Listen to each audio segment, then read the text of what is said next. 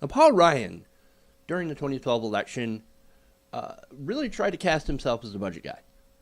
In fact, he still tries to kind of portray himself as a fiscal hawk.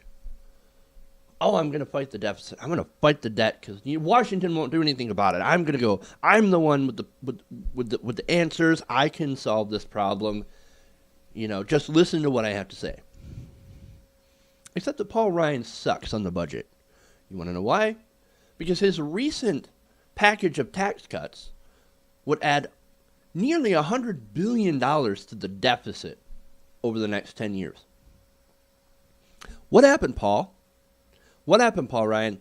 I thought you were the budget guy. I thought you wanted to cut the budget. Oh, no, you want to cut Social Security and services for the poor, but not cut the not actually cut the deficit. You want to increase the deficit. And why not? A Democratic president, right? Oh, we got a Democrat in office. We don't give a fuck. And that's what conservatives like Paul Ryan do. Republicans, they're not true conservatives. These Republicans will basically say, we are fiscally responsible. When they're out of office, they scream and whine and piss and moan about debt and deficit. As soon as they get into office, they cut taxes a whole bunch for corporations, for large corporations, and some for the middle class, maybe, if they're feeling a little magnanimous, right? And they'll cut social services. Or sometimes they won't even do that. And they'll run up debts. And they'll run up giant deficits. Or they'll run up deficits and giant debts. And then as soon as they get out of office, after they fucked up the economy, they'll then say, look at these Democrats. Look how much debt you have. God, you guys are you're spendocrats.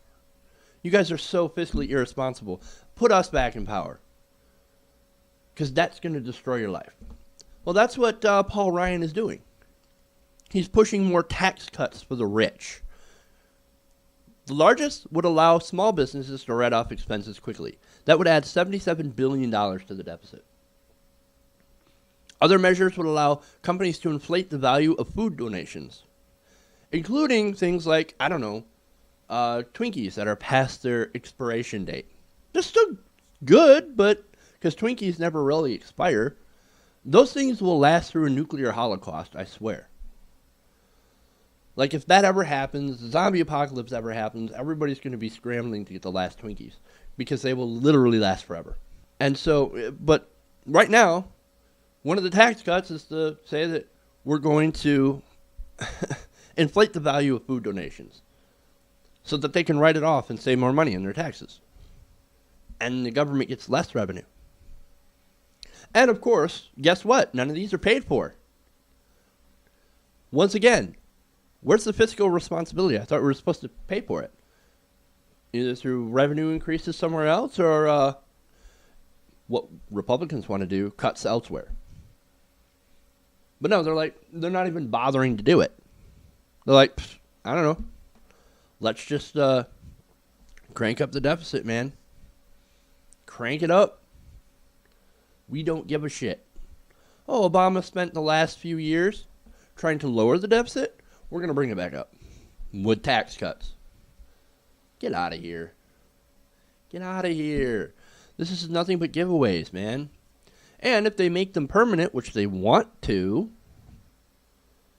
this bill wants to make a lot of these permanent because a lot of these are still in effect right now. They've been temporary, passed every year by both Democrats and Republicans. They're sort of popular, but they're not good for the deficit.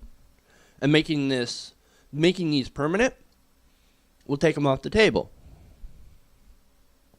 You don't want to do that.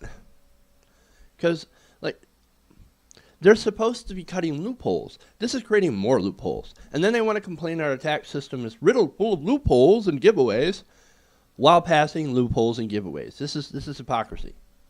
Absolute hypocrisy. But once again, this is the Republican plan. And Representative Lloyd Doggett of Texas, he's a Democrat, he says this Republican ploy selects almost $100 billion of favored tax provisions to benefit a small portion of taxpayers by borrowing more money from abroad, Wow, are we talking to a Republican? Because that's exactly the same rhetoric that they would use. But he's right. Their package eliminates enough revenue to fund life-saving medical research through the National Institutes for Health for more than 2 years. Instead of a bipartisan committee to comprehensive tax reform, they continue on a partisan path to promote the privileged. Exactly. If you haven't figured it out by now, the Republicans are the party of the rich. That's all that they want to do. All that they want to do is help rich people.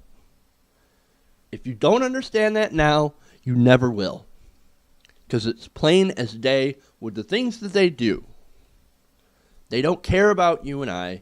All they care about is pleasing their donors. Oh, Mr. Donor, how may I pleasure you today?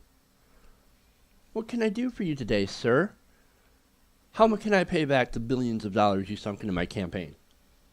And that system's never going to change until we get money out of politics.